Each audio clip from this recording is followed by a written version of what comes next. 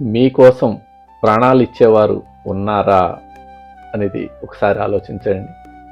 ఒక నాయకుడికి అంతకంటే పెద్ద విజయం ఏముంటుంది? తన కోసం ప్రాణాలు ఇచ్చే సైన్యం ఉండటం. కానీ ఆ ప్రాణత్యాగం దేనికోసం? స్వార్థం కోసమా లేక ధర్మం కోసమా అన్నది చూడాలి. దుర్యోధనుడు అతి విశ్వాసం వెనుక ఉన్న అసలు రహస్యం ఏంటో తెలుసా? ఈ విషయం తెలియాలంటే మనం భగవద్గీతలోని 1వ అధ్యాయం 9వ శ్లోకాన్ని చూడాల్సిందే.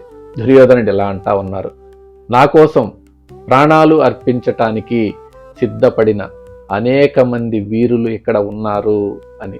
వీరందరూ రకరకాల ఆయుధాలు ధరించిన వారే కాకుండా యుద్ధ తంత్రాలలో ఆరితేరిన వారు అని కూడా అంటా ఉన్నారు దుర్యోధనుడు ఇక్కడ మద్ధర్దే త్యక్త జీవిత అన్నారు. అంటే నా కోసం ప్రాణాలు ఇచ్చేవారు అని గర్వంగా చెప్తా ఉన్నాడు.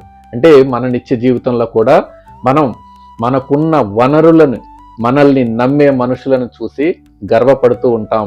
కానీ ఒక విషాదం ఉంది ఇక్కడ. ఏంటంటే అది దుర్యోధనుడు తన కోసం వారు ప్రాణాలు వదులుతారని ముందే ఊహించాడు.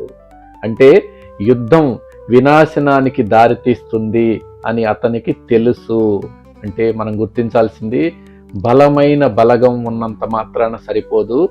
ఆ బలగం నడిపించేటువంటి వ్యక్తి యొక్క లక్ష్యం సరైనదై ఉండాలి అని. అంటే అంకిత